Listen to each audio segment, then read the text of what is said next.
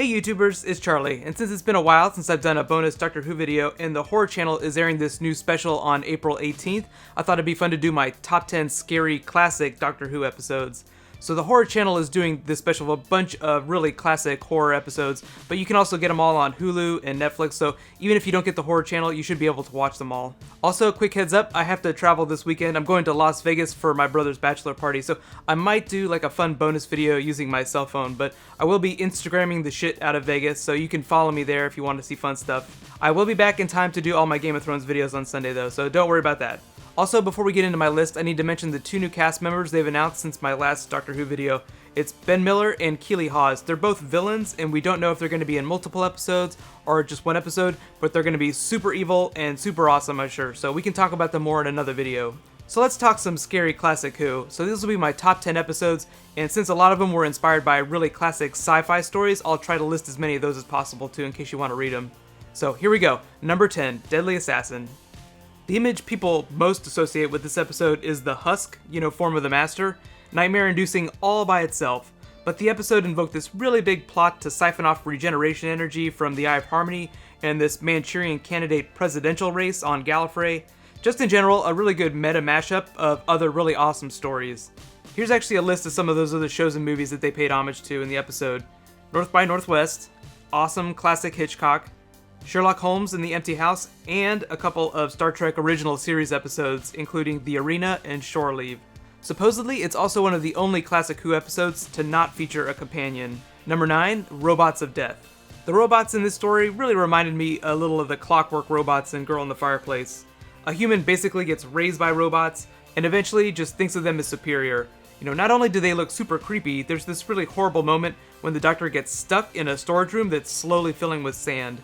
The episode was actually inspired by some of my favorite classic sci-fi stories like Frank Herbert's Dune, which is just amazing, Isaac Asimov's I, Robot, not the shitty Will Smith version either, and Arthur C. Clarke's Fall of Moondust. You can't really go wrong with some of those authors, but it is pretty scary to think of being killed by beings that you have been worshipping your whole life. So I guess that might also scare you off having children too. Number 8, Pyramids of Mars. A great Sutekh episode. I actually saw that a couple of you guys said you really wanted this character to come back at some point, but there's this really awesome line in the episode that stands out where Sutekh says, "Your evil is my good. I am Sutekh the Destroyer. Where I tread, I leave nothing but dust and darkness." Because it's a mummy story, there's a lot of mythological influences like the classic Hammer mummy films, H.G. Wells, and even some Norse mythology, Loki prison shout out. One of my favorite things about classic Doctor Who episodes is that because, action and CG sequences are so expensive, special effects are so expensive, they had to make dialogue so much better. Thus you get, the crazy awesome evil Sutekh speeches. One of the best bad guys ever. It also involves a lot of evil robots. I feel like Doctor Who is always trying to tell us not to trust robots. Other than K9, let me know which robots do you think there are in the Doctor Who universe that we actually can trust. The Tesselecta is kind of like a robot, but it's piloted by humans, so it's not really self-aware. Number 7, Terror of the Zygons. If you didn't know them from Tom Baker's run, then you definitely know them from the 50th anniversary. Since they're shapeshifters, I always think of them as like Invasion of the Body Snatchers, which is just another great sci-fi horror story. The episode was actually also inspired by the private life of Sherlock Holmes. I always love it when Sherlock and Doctor Who cross over.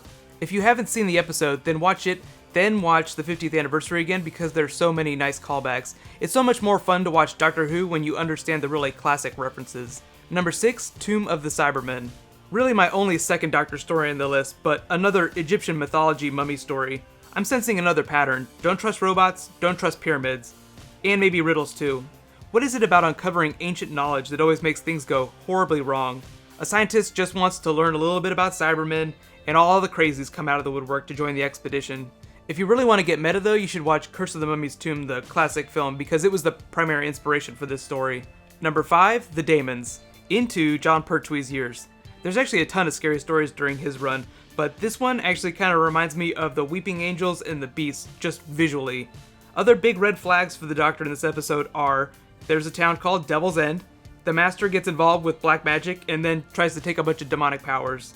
The main character, aside from the Doctor and the Master, Azal, was actually really interesting and tragic. I don't know how they'd bring him back just based on the way the episode ended, but he really stands out as one of the better classic Who monsters. One of the more powerful too. Here's actually a couple more stories that inspired the episode. Village of the Damned, Star Trek's Who Mourns for Adonis, and there's even another Sherlock shout-out, Elementary, My Dear Benton. Number 4, Genesis of the Daleks. Early Tom Baker meets Davros. You can't go wrong. It's actually also a really awesome Skaro-based episode, in case you've never seen the homeworld of the Daleks. I feel like most people today just associate them with their current form, but in this episode, you actually get to learn about the humanoid race they descended from.